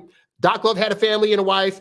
This guy had a family and a wife. I don't know too much about David Wygant's situation. Patrice O'Neil died with a girlfriend that was a long-term girlfriend. Like these guys were in relationships. So on some level, they knew what they were talking about, right? But Coach Red Pill has a lot of great videos on YouTube. You can go in the archives. His filming style for his videos is also very dynamic because he came from a cinema background, but he just spits some real truth. And I wanted to give you guys an example of that on here. And this video, he is talking about how it is that a woman cannot cure your loneliness. And this is especially true for you guys that write me sometimes like, oh my God, I'm trying to get women, but I can't seem to get one. I've been in that space where it's like, I just wanted anybody that could come by and say, Harry, I find you attractive and I want to date you. I wanted it so, so bad.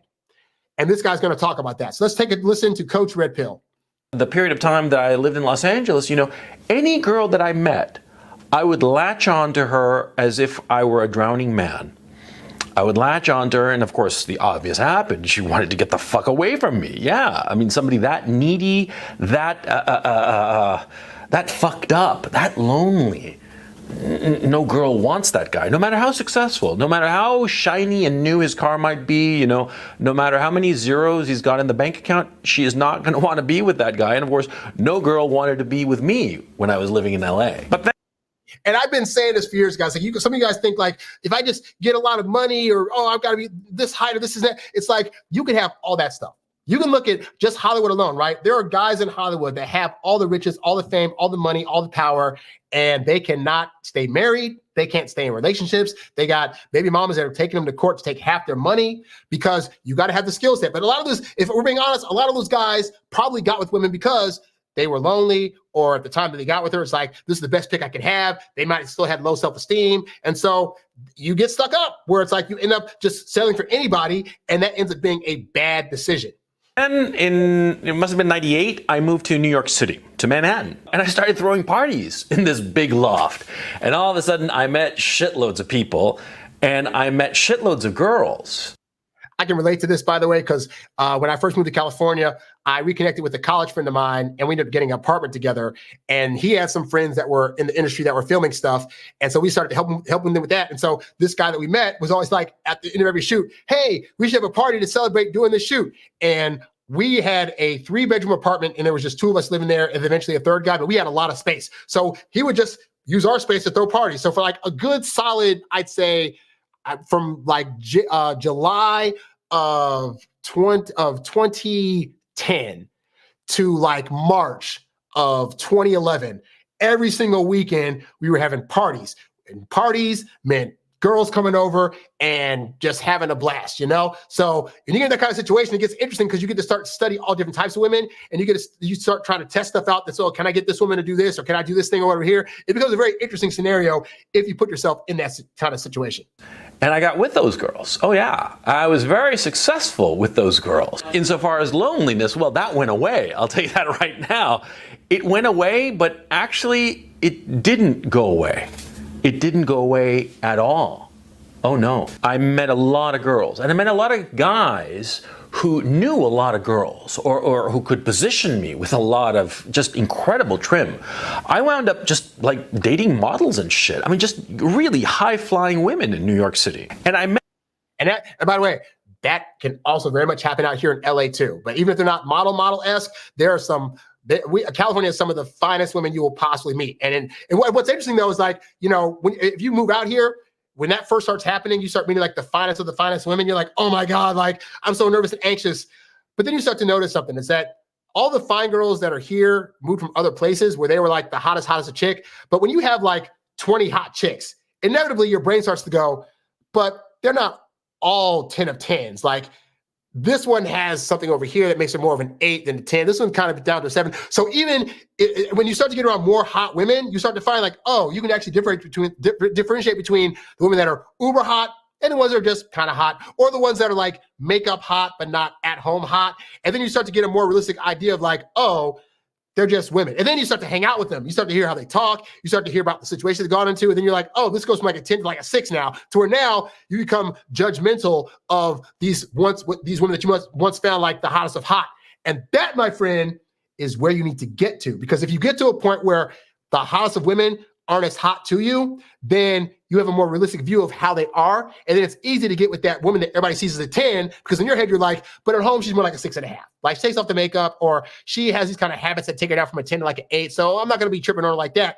And it'll allow you to take women off the pedestal. So that is the good thing. Get around more hot women. Start getting used to being around hot women, and they will make you feel less anxious. I met them and I dated them and I screwed them and I had a good time with them, sure. But that feeling of loneliness endured. It wasn't assuaged by these women. And that was the shocker for me. I was all of a sudden dating these wonderful women, attractive women, interesting women that I could talk to about just about anything. Yeah, I mean, some of them really fucking brilliant. But I felt just as lonely as I had before. And in a weird way, it was kind of like worse.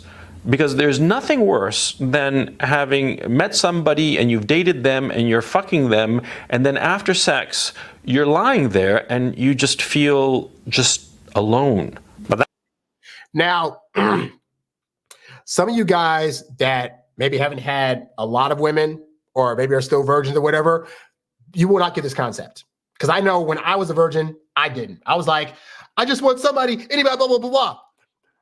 And then once I started hooking up and getting, more options to do that, it does get to a point where you'll start to think like, man, this feels great. But like, you'll hook up with some women that they just want to hook up, and then they don't want to be there the next morning. They don't want to cook breakfast for you. And you'll start thinking like, man, like, I mean, the hookup is great, but like, what about the stuff beyond the hookup? The hookups, objectively, minimum 5 minutes, maximum an hour or so. And then you have ideally more time where you're like, we could do other things together. We could go to a park. We could go watch a movie. And when you're in a situation where the women just want to hook up and you're actually wanting contact beyond that, that is a really weird feeling of like, I still feel alone. This woman's good for a hookup and a good time here and there, but she's ultimately not really trying to stick around for me.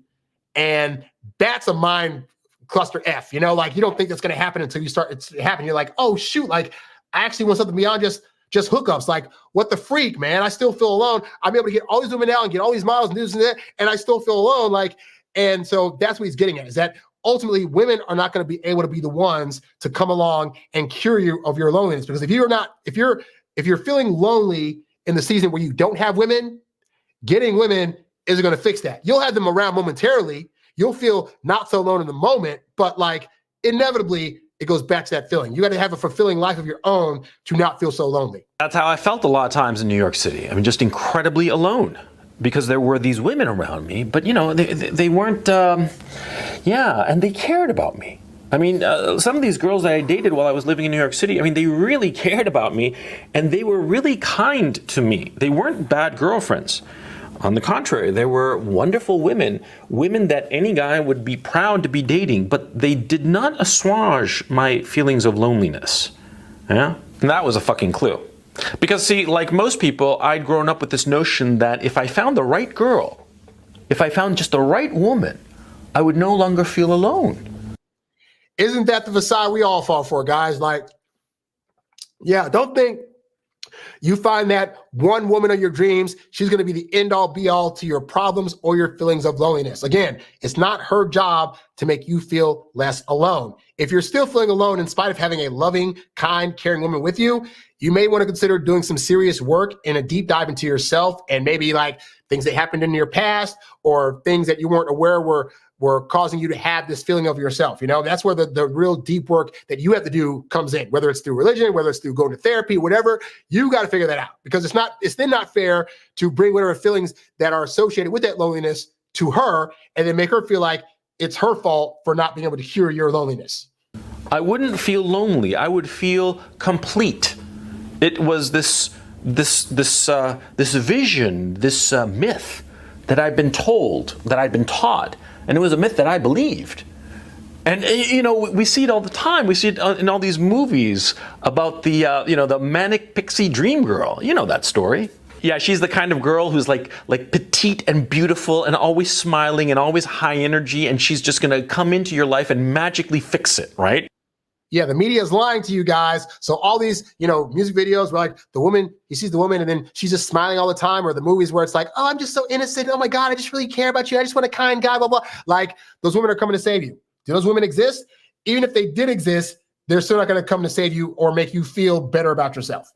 Magically fix it as if she were a manic pixie dream girl, spreading her little, sprinkling her little manic pixie dust on you to make you happy, right? She's in every fucking Cameron Crowe movie ever made, right? But see, that girl, it's not just that she doesn't exist, because she doesn't. It's that she can't do what she's been promised to you that she can do. She can't fix your life. No woman can fix your life. No woman can cure your loneliness. And by the way, I think this is the pressure that women oftentimes feel from us guys. Like, for you guys it's not so much that the needy and desperate part is that women don't like that part at all, but part of the reason they don't like that is because neediness and desperation is signaling to women, hey, I need you to be the one to come into my life to make me feel better about myself and to give me assurance that I am worthy of love and kindness and caring and stuff like that. And that's a lot of pressure to put on a woman. So guys will think, if I find this girl, she's going to be all the things. That is too much pressure. This is why why bad guys and jerks win, because for better or worse, that woman has no thoughts of this bad boy guy trying to make her the end all be all. Like, he's out there cheating. He's out there, not calling her and talking to her. It hurts and it sucks, but what's not happening? She's not feeling pressure to have to be on a pedestal and perform at a high level. So you can't put this pressure on women to be the one that comes and saves you, because they don't want that responsibility. Oh no. You have to have cured your loneliness yourself before you can have any kind of serious relationship with a woman. Suppose, for the sake of argument, that I had found some girl who wanted to have some sort of relationship with me.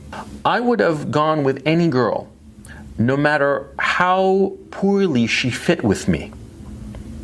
I would have married such a girl, no matter how incompatible we would have been. And that would have spelled doom, now wouldn't it? Now, how many guys do you know have done that? Where they're lonely and they don't have somebody, and their whole life they haven't been able to get anybody. And then that first girl comes along, and it's the first girl that ever loved them and cared for them. Like, oh my God, like, I want to get her and do things to her, and she wants me to, and yeah, I get to marry her, blah, blah, blah. And in the process of that, they don't look at like the ways objectively that they wouldn't work out long term. Hey, again, preaching to the choir. There are plenty of girls that I had crushes on in college that I was like, if we could just go out and date, it'd be great. And I look at their lives today on like Facebook or Instagram, where it's like, oh, I dodged a bullet, or oh, they wanted kids and I didn't, or oh, they ended up being a lesbian, or oh, like a plethora of things, right? And it's like, but if I had tried to force things to work with them, I would have been in a whole world of hurt later, getting divorced or having kids that, we're split up, and now there's fights in court and all this other stuff. And I've seen that happen. I've seen dudes get in situations where it's like, oh crap, I just got to take her, because they don't know if anybody else is going to come along. And then like cataclysmic things happen. So it's better to be alone, work on the feelings of feeling like you're a whole person, versus taking somebody that just comes by and it's like, oh, they're the first one that looked at me in a way that looked like they're kind of attractive. So sure, why not? But it's, again, if you haven't had an abundance of women, it can be very hard to think of the process of like, there are other women out there that would actually date me. And this goes back to, you need to spend more time becoming the person that's going to be able to effectively go out there, get women, date them, take them out on dates, have a good time, stuff like that, right? If you're not that person, again, I got a plethora of resources at my website. I got 900 and some odd videos on YouTube you can look at to help you get into that headspace, but you definitely need to figure that out so you're not feeling so alone and just taking the first woman that comes by. You can't just simply have a relationship with whomever is passing by. No, you have to have a relationship, especially a serious relationship, especially a relationship that could potentially lead to children, with a woman who is actually compatible with you. Compatible not merely in personality, but more importantly, in life goals. And that's going to, for some of you younger guys, you're not going to understand this. Like, you're like, life goals, what are you talking about? I'm just trying to get a kiss or what is that? I'm telling you, the older you get, if you and the person you want are mismatched in important ways, politically, religiously, how you're going to deal with family stuff or whatnot, it becomes a fight. And it becomes a ongoing fight because both people are been trying to make the other person bend to their will of what they want versus just finding somebody that you match up on like 80% of the stuff, you know? So just some food for thought there. But when you are lonely and you are under this myth that a woman will save you from this loneliness, you don't pay attention to those things. You don't pay attention to the important things insofar as having a woman in your life. Yeah. You pay attention to the fact that you have a woman and you're not so lonely, or at least you start to think to yourself that you're not so lonely. In life, you have to be strongest when you are at your weakest. When you are at your loneliest moment, you have to be on your toughest guard against bringing in the wrong people. And you always have to understand that just because you're lonely and you finally met somebody does not mean that this person is your salvation. No woman can cure your loneliness. Such truth. And this dude's got a lot of great videos, and it's just so sad that, you know, he got taken by the government because he was trying to, you know, talk about the war and free speech stuff. Like, whether you agree with him or not, like, I hate the idea of like, okay, because he was trying to put out stuff about, hey, this was actually going on, the government can just come along and say, oh, no, we got to arrest you for espionage, and oh, now you're like that. It's a very sad way to go. But he had such great knowledge that he put out on YouTube, and hope you guys will take a look at it. So again, all these guys here are just some of the guys that really played a pivotal role in my understanding of relationships, of women, of dating dynamics, and they got stuff on YouTube for days, guys. So if you like the stuff that you heard today from them, you can definitely go on YouTube and type in any of their names. And, you know, just, you know, I'm sure their families still get residuals from their YouTube views. So all that stuff helps out. But like, yeah, there's some really great guys. So hopefully you guys got a kick out of that. I have a couple other things that I said in my comment section, like people left comments in my comment section that I said I would answer in the show. So because I'm a man of my word, I feel like I should answer those things before I get out of here. So let me make sure I have the questions up here. This guy's that wasn't that one. Let's see. It might have been this one. Okay. Okay, yeah. So this one here. Okay, so this guy left a comment under one of my videos, and he said, "I'm so mad and confused right now. I just had a date/hangout with a girl. She picked me up and we met on Instagram. I felt like the chemistry was good. We went shopping for a pizza to make, then went to Starbucks, then the mall, looked at some stores, then my house to make a pizza. I was a little nervous because it was our first time. I wanted to kiss her, but I just asked for a hug after the date. I get no text or anything, just static for a week. Honestly felt like we hit it off, but I was wrong, I guess." So this sounds like a bit of a younger dude who maybe doesn't know the ins and outs of how all this stuff works. So I could look at that objectively and say there's a bunch of crap he did wrong. But I'll start with this, right? There are too many guys out there that think that if they meet a girl on, like, say, Instagram, online dating, whatever, they chat with her a little bit in the comment section or the messaging section, she agrees to a date, and then they actually go out on that first date, they meet up, they have a good time, right? Guys will say what this guy said, which was, I felt like the chemistry was great. And that's admirable. If you're on a first date and you're able to feel like there's a vibrant connection going on, that's fantastic.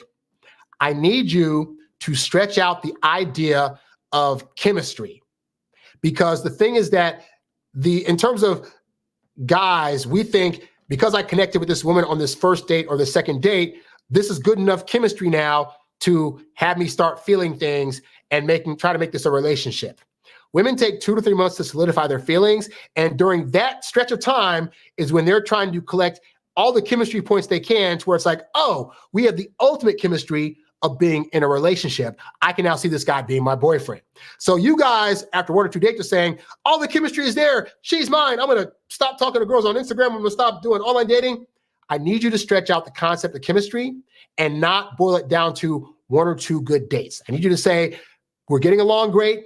I'm learning things. We have a good rapport, but I need to see multiples of this. I need to see a consistent level of chemistry on date after date for a standard amount of time until I realize, oh, this is consistent chemistry. I will now say that I think she'd make a good girlfriend. And even then, you wait for her to come to you. I talked about that. But suffice to say, this guy's making a mistake that most guys make, which is, I assume we had chemistry, but then she stopped talking to me. Well, that means on her end, she didn't feel enough of a buzz early on in that first part of chemistry to feel like this would go long term. So you got to start doing the same. You got to go at her pace for the dating prospects, because you're going to err on the side of she's going to be more solidified in her feelings if you give her that 3 months. So you trying to say, oh, it's been 2 days, but I already feel the chemistry. No. That first time, it could be a fluke. The second date could be a fluke. We need consistent examples of there building chemistry before we say, I now feel comfortable in this chemistry, meaning that we're going to be in a relationship. All right. Anyway, more to the point, he did way too many things on that first date. So I imagine they were out for a long time. Like, I'm looking at this, right?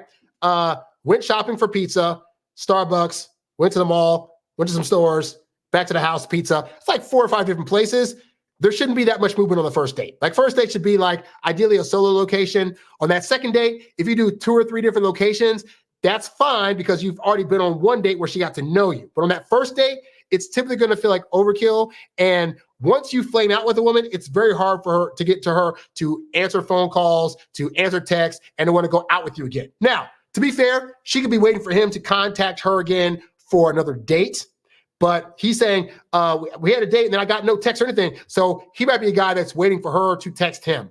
Guys, I'm telling you, on average, women that have a slightly higher interest than normal after that first date will hit you up to try to get another date. But more often than not, what's going to be standardly happening is you take her out, you show her a good time. Women have been told that they look like they're too needy if they're too forward by texting you all the time. So a lot of women are going to be traditional and sit there and wait for you to hit her up first for that second date.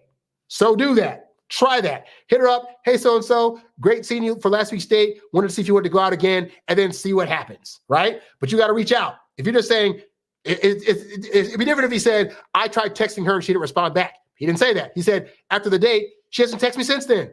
At which point, again, it's your job, guy, to hit her up to ask for the next date. So wait a few days, hit her up, see what she says. If she says yes to a second date, great. If she doesn't respond back or she says, oh, I'm busy, blah, blah, blah, you know it's a no. And at that point, you'll have your actual answer. So hopefully, guy, this helps you out. All right. Great show, Harry. Men often project their feelings, leading to a false insecurity. Always respect yourself, fellas. Yes, exactly. Yeah, you guys got to learn to respect yourselves and understand that, like, women are going to always go off your vibe. I did a show last week about energy and frequencies and stuff like that, right? Like, yeah, if you're coming on a date nervous and unsure of yourself, then women are going to have that anxious feeling also. They might not know why. They just know they're feeling a weird thing from you, and it's going to throw off the date. So be better than that, all right? I had one more question I want to answer, but I think I'm going to save it for a solo video because, honestly, I got to go to the bathroom, and I'm starting to lose my voice. So a guy had a question about dating after divorce, but I really want to have its own video. So I will save that for another day. So in the meantime, guys, thank you so much for checking out this show and for checking out, watching these other past gurus with me. Like, again, really check out their stuff because it helped me immensely in my journey. I am never fearful of you guys checking out people's stuff other than mine because I think there's more than enough love to go around. And these guys were really instrumental in my journey. Hopefully they can be helpful in yours. But if you want help from me personally, you can go to introvertdatingsuccess.com. You can sign up for my free webinar, the 3 nice guy dating patterns that turn women off and what to do instead. It's a really good short webinar on what you're doing wrong right now as a nice guy that you need to stop doing and what to do instead to get better results from women that don't actually want to date you, right? So you can check that out. I also got my Introvert Dating Success Academy there. I got ebooks, audiobooks, programs, all the other wonderful stuff. While you're over here on YouTube, you can give this video a like. You can subscribe to this channel and be sure to check out this show that I do every single Tuesday at 5 p.m. Pacific Standard Time. That was a lot to say. Anyway, guys, thanks for watching. I'm HarryWilmington, and I'll catch you guys on the next one. I'm out. Peace. You's a bad boy, but you can't stop, won't stop. You a high-earning, high-value, high-class man. You a high-earning, high-value, high-class man. You a high-earning, high-value, high-class man. You a high-class man. You a high-class man. You a high-earning, high-value, high-class man.